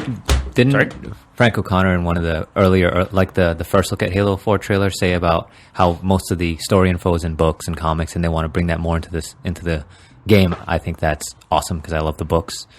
I hope we get to see other Spartans. I think we saw other Spartans behind him in that trailer. Yeah, But I bet you those are like the Mark IVs or something. something. Yeah. Yeah, Well, we saw the Spartans in Reach. yeah. I'm talking about the book Spartans. Will, Fred, Oh, you're talking about from don't Ghost of Onyx Spartans? Ghost of Onyx Spartans. Yeah. Okay. Because they end at the book and the Ghost of Onyx, that book, they end up in a Dyson sphere. Mm-hmm. Protected. This game is a Dyson sphere. It ends up in a Dyson sphere. It looks like plenty of people already speculated that from the first Halo 4 teaser, where they. I'm literally the only person in this room who understands what you're saying. I can tell. Yeah, I'm like, Yeah. what? It's Ghost of Onyx, a Forerunner thing, and it's just You should read Ghost of Onyx. It's a good one. Okay. I'm tossed between Ghost of Onyx and Fall of Reach being my favorite books. I would read Fall of Reach, I would read Ghost of Onyx, and I would read Cryptum. I think the Cryptum's really important I to haven't know. read Cryptum. Is Cryptum the new one that just came out? I personally like First Contact a lot, but it doesn't so much really matter. I think if you're just going to read the books, Right, good. because it Let's check just- and see if they're Well, I'm with our looking. They're on sponsor. Audible.com. You Okay. can get Halo Cryptum, Halo Primordium, Glasslands. Looks like there's a bunch of them, and they're all unabridged. Yeah, Karen Travis books and Greg Bear books are the new ones. They're all great. But yeah, I'd say Fall of Reach and Ghost of Onyx is cool. Maybe Ghost of Onyx more than Fall of Reach because you probably know the story of Fall of Reach now. What does unabridged mean?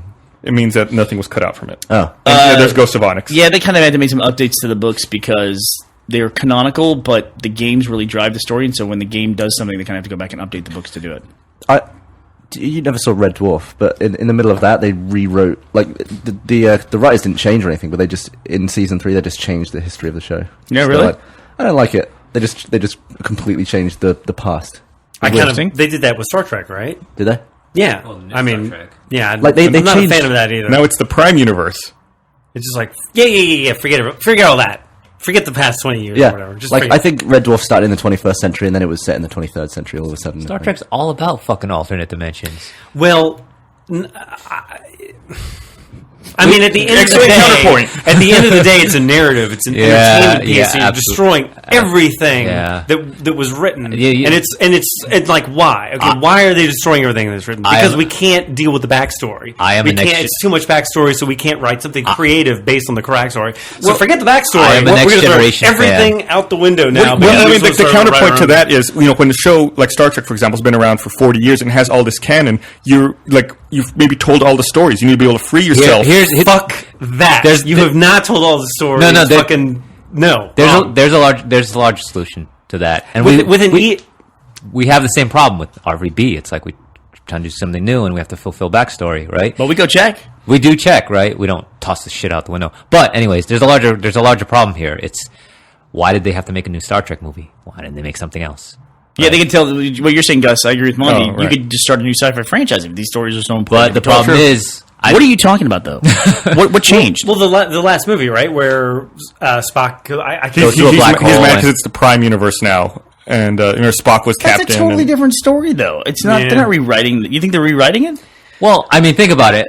If Next Generation is definitely not going to happen the same way it happens now because a whole Right. planet is gone. Right. It is still. No, in Next Generation is not going to have. Oh, I see what you're saying. Yeah, because 'Cause it- Vulcan doesn't exist anymore, so the timeline is definitely And they different. really did do that in the main universe. No, No, this is the Prime no, Universe. the Prime Universe. They did that. They didn't destroy Vulcan. They destroyed Romulus.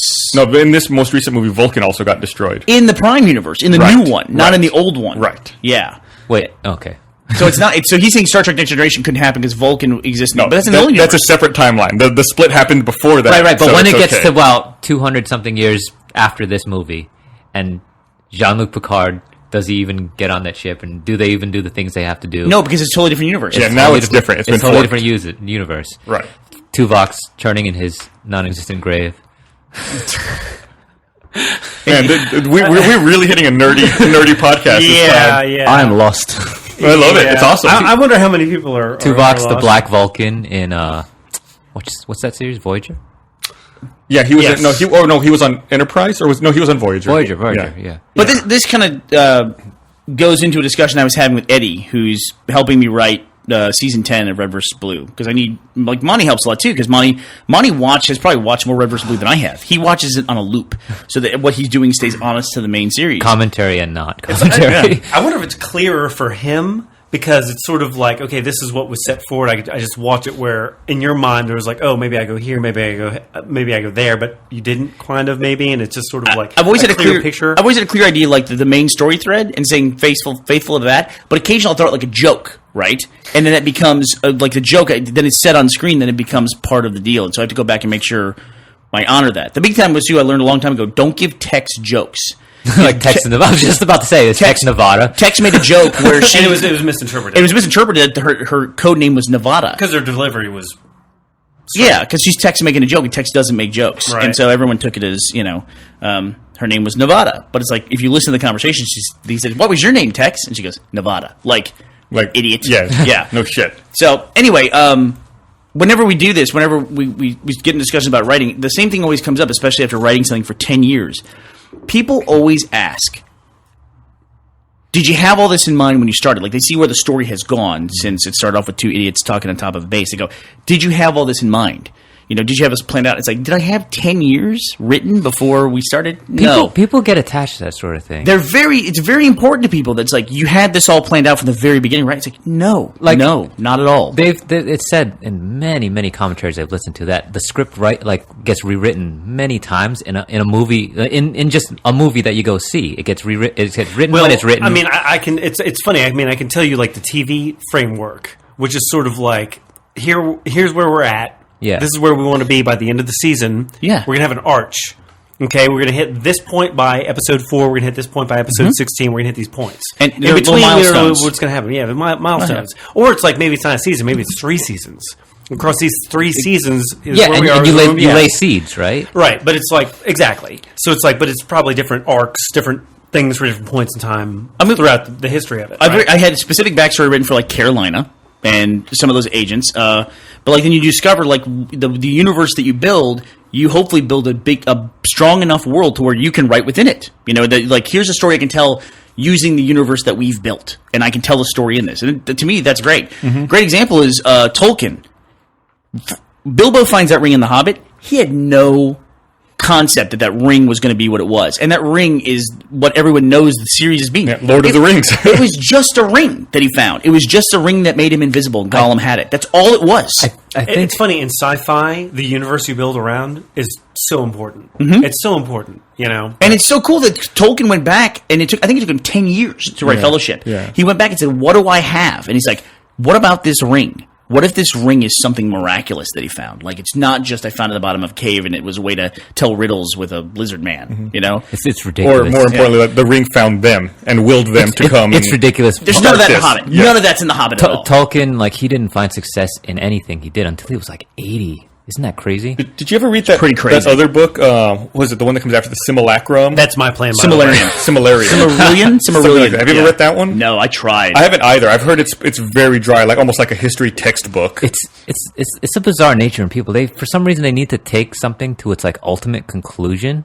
Like, you know, back to when you wrote RBB episode 1, did you plan all this out? You know, as if they're like dissecting it, and you know, they just want to pick it apart. It's like that, like the nature of the way people. But that, to me, that's totally fine. Like I love people who want to pick it apart. You know, it's like, because I remember being a fan of like Enterprise, and it's like that was the way I enjoyed it. That was the way I consumed it, was picking it apart. And that's why I enjoyed about the Star Trek universe was like, what is this? What does that mean? How does this relate to that? Right, but does this do you make sense? ever go and ask, like, the stuff in Voyager or Enterprise was intentional back in 70s? Well, but I'd like to. And even if it wasn't intentional, maybe there's something there, and it's like, oh, that's cool. Maybe that could be. I think the thing that bothers me, it's a living, breathing thing. We started the freelancer thing back in episode 10 of season 1. Like, established the freelancers and what the rules were, and who Tex was as a part of that, and have built on that. You know, I think the thing that bothers people is they kind of have this have it in their head, like this imagination that the writers are like, you know, just kind of going willy-nilly, and they say, oh, I put this thing here 10 years ago, I'm going to use it now, and I'm going to make it up right on the spot. And they feel like the made-up part is what bothers them, I think. Well, you did something clever with season 2, where Caboose runs behind the scene in the base, and then you use that for the back in time bit in season 3. I will say, love clever stuff like we that. have definitely put stuff in that was deliberately. thought of years ahead,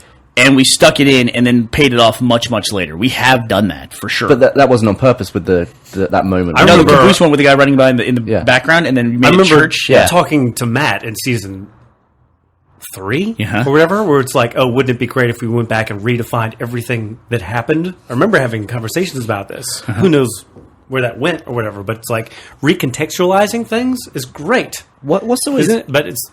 But that doesn't fall in your realm of their changing the back history as opposed to recontextualizing? If it makes sense, if it connects, like if it change the connects in a context. logical way. Yeah. I mean, but it still fits. It doesn't have to go against what you've said. Fucking Book of Eli, dude. That was insane, dude. That was, I have guess you seen that? no, I haven't. I hear nothing but positive things about it. Everyone's said very good things about that. To me, this is kind of going back to what Monty was saying earlier, maybe. I don't really know, but this is going to be really stupid. But at the end of the day, who does this story belong to?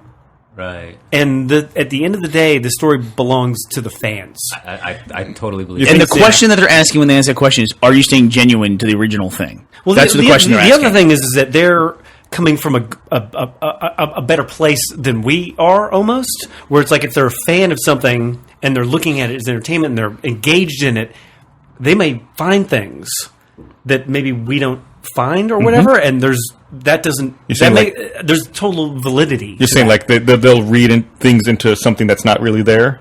Well, but if it doesn't go against canon and it makes sense or whatever, and it's entertaining or whatever, maybe there is something there. It's like if I don't know. This sounds kind of goofy and stupid what I'm talking about, but it's like if it lives in their imagination and makes sense of the story, that's great. Bernie, how do you feel about it when you put something in and it's something a fan has like thoroughly thought out on their own? It's just maybe coincidence. Like that, they're almost like, hey, I thought of that. You must have found my fanfic. Well, the other thing is that there's a lot of feedback, right? So it's like almost like 1,000. I'm not sure I want to go with that. Honestly, the thing I worry about more than anything else in terms of writing is stuff like this, these conversations, is that sometimes we talk about things and throw things out there, and then I might have even said, who knows, in some interview, like talking about Carolina and some of the stuff with her, and I probably have revealed that just because, like, yeah, we had this whole backstory with Carolina, and here's what she does, and this is what she does, this and that, and I say it, but we're never going to show that. And then all of a sudden we hire Monty, and guess what? We can show that stuff. Yeah. Like, oh shit, I said that out loud. I remember you talking about that, and I remember Monty coming on board, and I remember Monty saying, hey, wouldn't it be cool if we did this? Exactly, right? Wouldn't it be cool if we did this? Yeah. And you're seeing the result of that, that's great. Yeah. Yeah. I mean, yeah. We're going to do more of it by the end of the season. Yes, Yeah, a lot more. A lot more. Something I like doing now when I'm watching something is I'll go back and watch the first episode again. And I love, like, say in something like Game of Thrones, it's amazing what happens in the first season. Like, people die and stuff. And then you go back to the first episode and you see them all, like, meeting each other. And you just think, wow, if only you knew what was about to happen to you, what this guy was saying. It's funny. You have a connection with that show that, like, that's exactly great. Yeah. So, like, you watch the first episode again, you see, like, little Joffrey walking in, it's like, Fucking dick. this guy's going to screw your world up. And then, the betrayal character is always interesting. When you go back and watch and you see the betrayal character, and you're like, you fucking dick. Yeah. They're even worse in video games when you're helping them, and you're like, That's great. The guy who plays Joffrey must be a really good actor, or he must be a really huge dick in real life. good luck getting a part after that that's not a complete prick. It also makes, like, stuff like that where you see people meeting and stuff, it makes me worried. Like, it's like, what if I've met the person who murders me already? Like, what if I know someone who one day will kill me, maybe in 30 years' time? It's like, Gav, if only I knew now. I'm going to murder you. yeah, I was saying, you probably have met that person, honestly. When I murder you, we're going to be having fun. Yeah? Yeah. We'll have a good time. Not in a weird way. Matt and I were just talking about that, about York and Wyoming. It's like, how many people remember that? You go watch Out of Mind. Wyoming killed York. That is the weird thing about Red versus Blue, and sort of the great thing I think about Red versus Blue is that there are definite, like, huge moments, but it's like it was kind of buried, because if you go back and you look at that little miniseries that was done, that is not as popular as what's going on now. But you know what? The stuff that happened back then, hugely significant. Oh, absolutely. You know, we it's started almost all the Reconstruction stuff, yeah. Right, and it's almost like a lot of fans that I talk to when I'm at booths or whatever, like, oh yeah, no, I just started watching. It's like, oh, well, you should go back and look at this. You'll really like it or whatever. But I try to make it so that key important points aren't more than one season away. Backstory stuff and framework is layered throughout, but, like, I try not to, like, call back, like, in a way that's supposed to be important. Like, you're supposed to have some emotional reaction to something that happens on screen or is said, that can't be too far away from that moment, because I just recognize that people haven't watched entirely all 10 years. I think in terms of story, it's important that that's all honored. But, like, something is, like, keeps hitting me in the face where it's like we come across new fans who's like, oh, I haven't watched all that. I'm just watching this. It's I'm talking plot-wise. Character-wise, I go all the way back to day one, because those characters have been built up for so long. You have to. Yeah, you have to honor It's characters. funny for me, like, all of these story arcs, I think of how much Red vs. Blue has grown and Rooster Teeth has grown along the way. And I think of technical milestones that we've hit in all of these projects. Like I remember when we did Out of Mind specifically, that's the first time we started capturing in HD. And we had to start, like, we had to build up our internal framework. Like, oh shit, we need faster hard drives. We need to learn how to do this.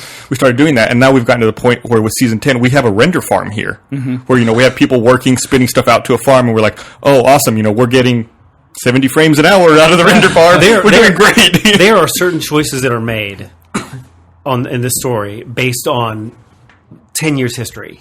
Oh, yeah. And they're artistic choices. And for a lot of the fans who haven't been around 10 years, those artistic choices based on 10 years are not relevant. But they're not relevant. They're not relevant. But they're honest. And so that still comes across. I think a longer term fan will appreciate it on that level, but another one will just say that it's a good performance. It also I mean, when you meet a person today, he has 20, 30 years of history to himself. That makes him who he is. But you don't know what those are. You're just seeing what's presented in front of you. Our longest, most laid out choice and reveal was episode 16 of Reconstruction, the big twist that happens there. And it was such a long arc for that we actually had to do flashbacks and show it because it wasn't in that season. Flashbacks to season 5. Season 3. Season 3. Yeah. And I think that might have been season 2. Yeah. Yeah, we went all the way back. So we had to show that stuff in flashback just because it was not current. Like, we had to bring people up to speed and find a way to do that. Very quickly, yeah. You did have to cut and just deleted scenes on season 6 about Tex because she's just not a relevant character to that season. Nope. Yet at the same time, she's a hugely relevant character to Church. Mm-hmm. Well, Reconstruction it must have been a really hard choice. I didn't know that people were going to like Reconstruction because it was so different. This is season 6 of Red vs. Blue we're talking about. It was so different from everything else. I just wanted to make it a story. And that's why I had a villain and it had a hero, and there was just an encapsulated story, and it was prepared to not do that anymore. You keep going back to story, to your credit, which is fine. But like some of the stuff isn't story related. Like some of the choices have nothing to do with story, but they're significant choices. And I really almost shouldn't even talk about this because I can't get into it. Sure. Okay. But it's sort of like I'm talking about execution. Where there are choices made on how it's going to be executed based on going 10 years back, and that's maybe not relevant whatsoever. It's not story based. Yeah. It's execution based. Why don't you tell me what you're talking about, then we can just cut it if we can't tell it. No. I'm very drunk right now. Okay. There's also some... But, are you talking about acting? Well, I'm talking about part of that, yeah. Talk about it. I mean, I'm talking about the execution. I'm talking about stuff that's not story based. I'm talking about acting. I'm talking about animation, how it's delivered. Yeah. Okay. I mean, okay, sure. Are you talking about the thing we did recently? Potentially. Okay. Now I know what you're talking about. There's some tough season 6 stuff. Like one particularly, I just don't know how you could have gotten around it. Is when like Caboose was knocked out and Wash, is like, "Do you have a doctor?" I'm like, "No." It's like he walks off, and then Simmons is like, "Hey, why don't you do the ghost thing?" It's like that. Just if you're not familiar, that totally comes out from the left side. That's true. But I mean, it's like at some point, it's like I can't. I always said I can't write this thing for people who don't watch it. I have to write the show. Let me ask you a weird question. Do you think there are people who listen to the podcast that don't watch Red vs. Blue? Yes, absolutely. Wow, this is gonna be really confusing for them. Well, listen, my theory on that. This is a very my theory. Surprise! This is a very special podcast for RVV fans. We are. You can just pick that up and hang it up. We are not. We never talk about RVV on the podcast. We are not TV. This is not TV. Yeah. We don't have to write stuff like it's TV. We can. This is a 10-year serial storyline. If you took that to a TV show, we're going to have 10, and every episode depends on the last one. They would say you can't put this on the air. Couldn't agree more. But it's funny. Even we were talking about earlier about TV schedules. Even now, TV schedules are different from what they were 3 years ago. But it's like you're absolutely right. Yeah. I mean, and my thing is like I can write the show so it's accessible and people can just watch one episode and that's it. But why bother writing something for the people that don't watch it? Write it for the people that watch it. And if you're confused, you have 10 years. Good for you that you can watch this. It's like what we always talk about when we discover something late in its run. We're like, now, if this is the greatest thing ever, because I can go back and watch hours of... Let me finish. Fuck, dude, please. You're driving me nuts. Come on. Michael got drunk. Let anybody finish. It's been 2 weeks for me. Michael got really drunk on last week's podcast and wouldn't let him finish. Sorry. So then you can discover it and go back and you have, 10 years worth of entertainment you get caught up on. And that's the thing that we love about finding something late in its run. Because now everything's on demand. So why do people keep complaining that the episodes are too short? Oh, they just want more, man. It's a totally different discussion. I think that's a good complaint. That's a good complaint. Oh, it's true. And those are the people who watch it day to day or week to week. As a person who makes the animated scenes, It's hard. It's hard. Yeah, you guys are here all hours. It's crazy. I just rewrote something last night. I'm going to pitch that here in a minute. God Monty. damn it! Frank. That's true. No, I did. fucking bring it on. I don't care. It's true. I don't. It's a miracle. I'm even sitting right here. Historically, for the writing of Red versus Blue, the endings, especially like there's a lot of tend to be like more emotional. They don't happen very often, but there's usually typically like kind of a wrap up emotional moment tie up that'll happen 2 episodes before the end or something like that. And those usually kind of are kind of murky for a little while, and they all come together once we start making the show. And it's like, okay, this is what we need to do for that moment. So. What is your favorite visual gag that you've done? Because when we were talking about that, I was just reminded of that moment where Church's body falls over.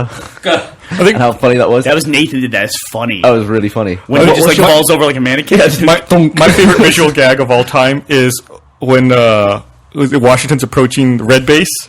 It's like early on in his introduction, and Sarge has that cutout that comes forward, and it's like, what is this? And then it turns out to be Sarge actually standing there. Oh, right. Yeah, he like comes up like a thing, and then actually moving side. Yeah. There's a funny joke that would kind of when, like, not everyone saw it, but it was when Caboose was guarding the wrong base or something like that. I thought it was pretty funny. He was like watching the opposite base. Well, everyone's basically he's like watching. They tell him to go watch his base, and he watches the wrong base, or they tell him to watch Red Base, and he watches his own.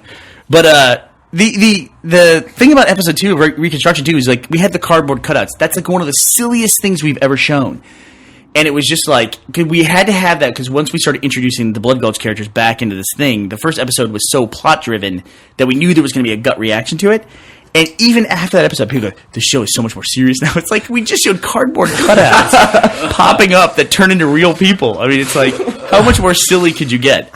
And then I think my favorite visual effect that I ever did, I guess, because it was a purely machinima one, was it always makes me laugh when Church shoots the meta and he has that unbelievable ricochet shot. And everybody's looking and watching and watching it ricochet all over, then it finally hits the meta in the leg. I don't know why. I remember that was a bitch to coordinate the head turns. Oh yeah, it always is.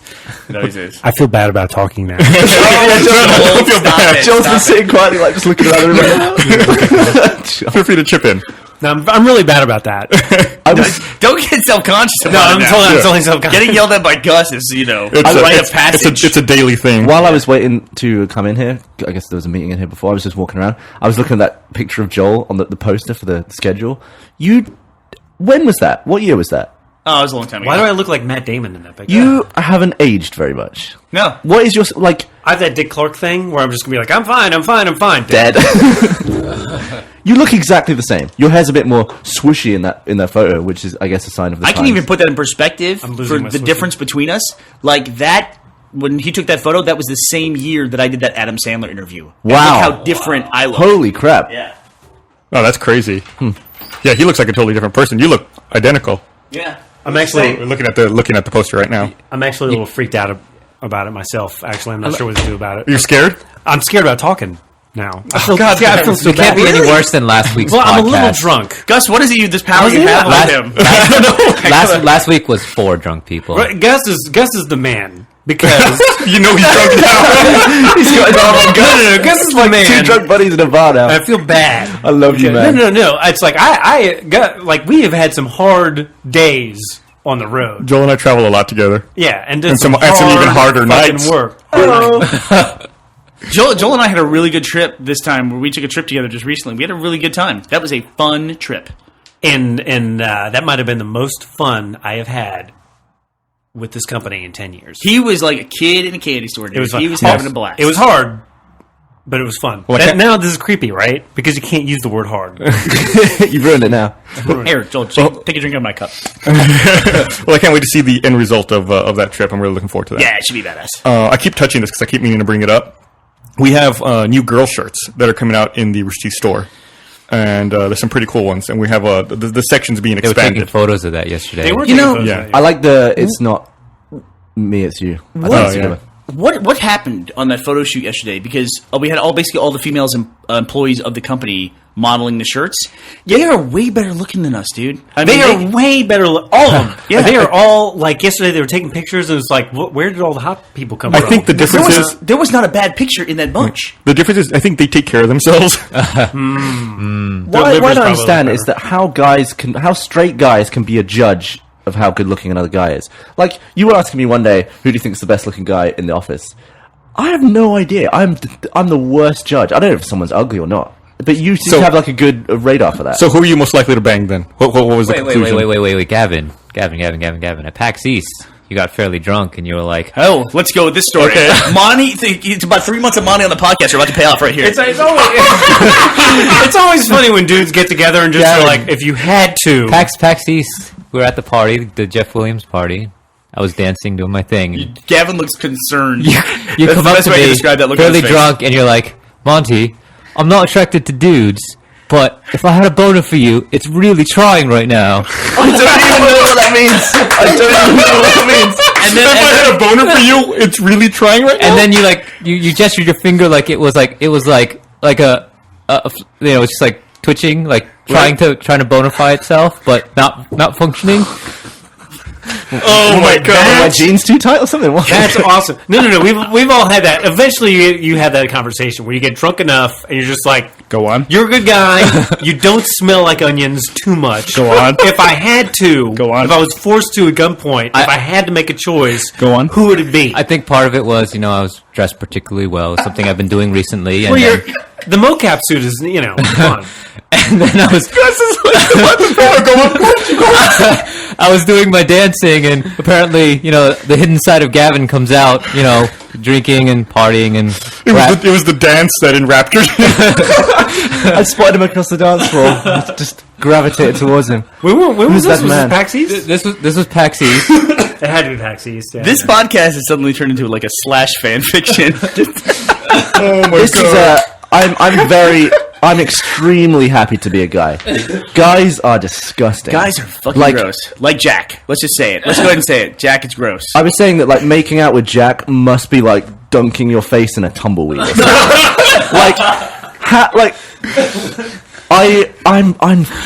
I get to make out with women. I'm so lucky. I know. No, it's funny, right? You think to yourself, how can women possibly do this? This is And all of horrible like to the them. parts Have they and everything. seen us? Yeah. Do you want to? Not attractive. Do you want to hear something horrible though? Got all the hair bits. and I had someone once say something to me one time that stopped me in my tracks, and it's a girl who dates girls. And I said this to her. I said, I would never. I feel bad for you as a woman that you have to date guys and you have to go with guys. So I understand my choice because I'm lucky. I'm a guy. I just get to date girls, and that's awesome. And she looked me square in the eye and she goes, "Yes, but you'll never know what it's like to be a girl and kiss another girl." Oh, that must And be. I said, "Fuck you for telling me that." That must It's be like every the time she does that, softest- it's like a poster. That's like the two things haunt me in my life are the spit string and that's That's like the twist in a movie. It's like I was like, "You fucking I bitch." never even considered that. You recontextualized everything. That is fantastic. That gives me new hope. It's like it I must love be it. like one of the softest, like a kitten walking on a bed It's of like kittens. it's like two butterflies being smashed together. So you know I'm a guy. Smash, boff. Like two fists. Impact. Two Ooh, that fists must have of it, hurt. like You a just punched like her. butterflies. That was really smashing. loud. You punched your own fist. I'm too bony to do that without it hurting. But I don't know. Oh my god, it's alright. Oh my god! You gotta take a picture of that. Here, no, what you the gotta fluff fuck? it up. You gotta fluff it up. It's too What's up, flat. internet? hey, Bernie, hold still. I'm gonna take. Make sure you send that picture to Lindsay for the link. You know, back. everyone who does that, everyone who does ovulation That should is have that ridiculous. beard on. They should all have the beard on. Gerald. God, it's Jack. All right. Well, we need. On that note, we need to wrap up. Jack is turning Do into we ZZ really Top. need to wrap up? I think it's just getting good. No, we need to wrap up. No, Gavin wants to talk about dudes. No, we are wrapping up. We are I wrapping promise up. more All right, Gavin stories. This is the one time I am allowed to. By cut the you way, off. that never happened. What all that's the Monty said. I don't remember that. So as far as I'm concerned, that's I had to say though, we also just saw footage of me and you. you can't talk to me like with that. It's like, every word is like blowing the beard. I was my Jack beard. wearing Gavin, that I was- wearing that beard has got to be like drinking a cup full of spit. Pretty gross. Gross. You look like that dude in Lord of the Rings, the dwarf guy. We saw footage. We saw footage online of me and you. sorry, I'm filming this now. It's Not I can't take that. Not Girls have to kiss that. Girls have to kiss that.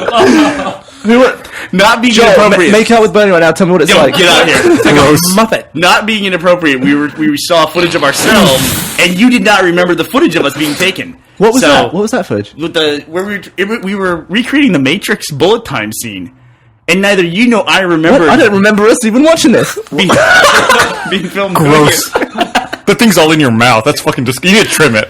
Is that from China? You have dog hair in your mouth. Okay, everyone. Well, thanks for listening. I love it.